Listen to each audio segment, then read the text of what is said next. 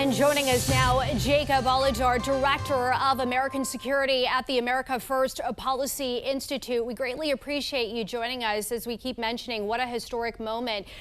Technically speaking, does this first phase, in your opinion, mean the war in Gaza is over?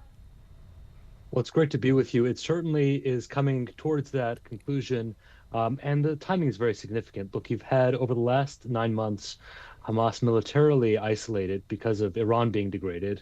Then you had the Francis theatrics in the United Nations, so diplomatically isolated. And now, last week, you've had Hamas regionally isolated.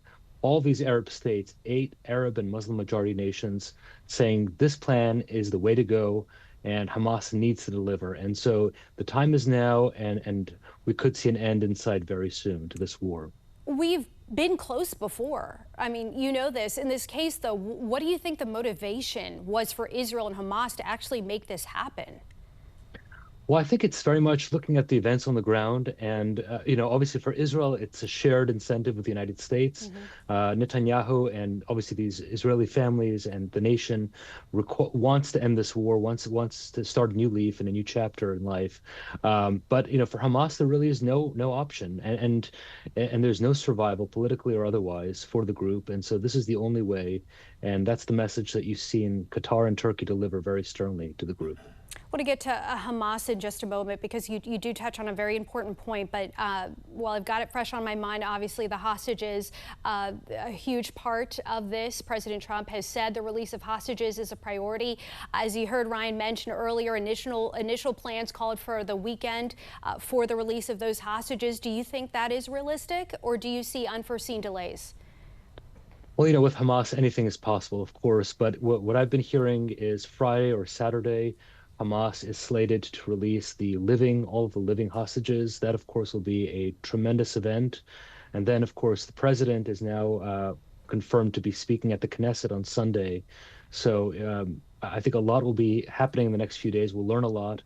And then, of course, phase 2 will begin in terms of the return of the deceased bodies. And so, anything can happen between now and then. But, of course, that's the plan as we know it today. As far as the transition of power goes, what does that look like? What happens to Hamas, their weapons, their existence? Well, so this plan, unlike the others, has called very clearly for an end, for a demilitarization of Hamas, laying down their weapons. You've had an interim power set up there as part of this day after plan with Tony Blair at the helm. You've also had the Board of Peace announced as part of this plan with the president, Tony Blair, and others as part of it. So it's a very different look at what happens in Gaza, almost as if it's really about the region itself, with Gaza as one microcosm of it.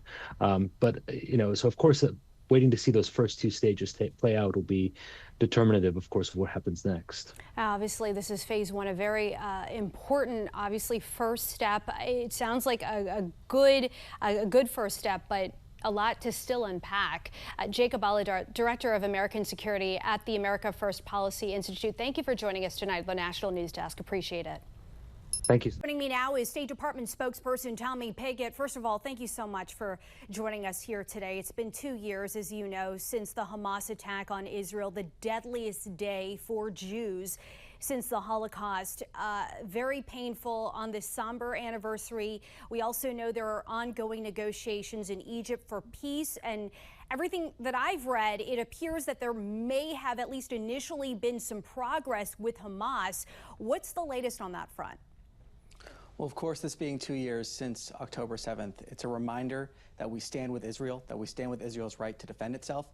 And as President Trump often says, we need to remember October 7th. We need to see the hostages released, and we have been working towards that. It's a reminder and a reaffirmation of our commitment to do that. And then through this process, hopefully getting the hostages released, ending this dark chapter in history, but then also hopefully laying those foundations for peace and prosperity throughout the entire region.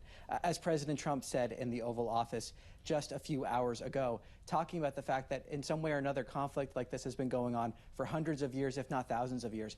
And we have a chance here through the support we're seeing across the Arab world, our European partners, to end this dark chapter, release the hostages, and lay those foundations for peace and prosperity to see, as President Trump said just a few months ago, a golden age stage for the Middle East. That's what we're working towards here. And, you know, as it's been stated, this is a very complex process with these ongoing negotiations. We've been here before. I've heard that, you know, we could potentially see some resolution by the end of this week, but correct me if I'm wrong. In this 20-point plan, can you also quickly clarify the proposal for governance in Gaza, specifically who would control this area? Well, look, a lot of these talks are ongoing, and I'm not going to get ahead of these talks nor speculate what may happen in the future here. As the Secretary said over the weekend, no one says this is going to be easy. This is going to be difficult. This is going to be hard work. This administration is putting in the hard work. We're seeing, as President Trump just said recently, administration representatives in the region talking about this. I think also it's important, again, to remember that context of all of the countries across the world that are supporting this initiative, that support this peace plan. Only President Trump could bring together all of these countries together in support of this peace plan to implement this plan.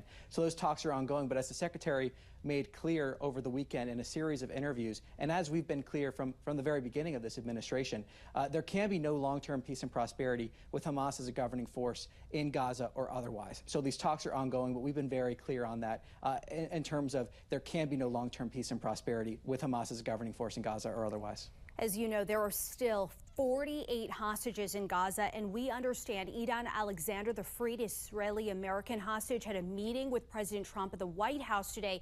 Explain the symbolic nature of this meeting, and if you can, a timeline for the remaining hostages released, Trump said very soon. Well, as President Trump said, that is a clear priority for this administration.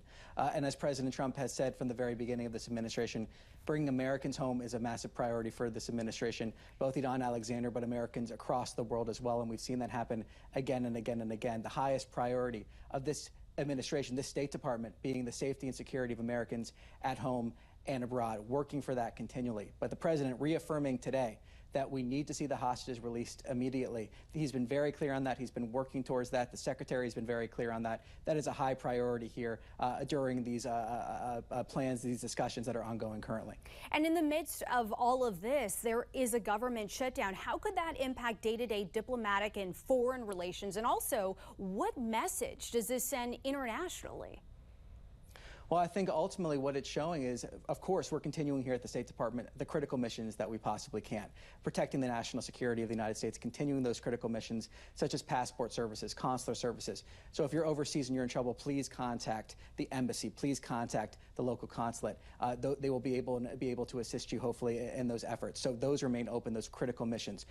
But to be honest with this, there are less people working here at the State Department now than there were during when the government was open. And that's having an effect on our foreign policy. We are seeing the fact that we're missing proactive opportunities in order to push our foreign policy forward because of the shutdown.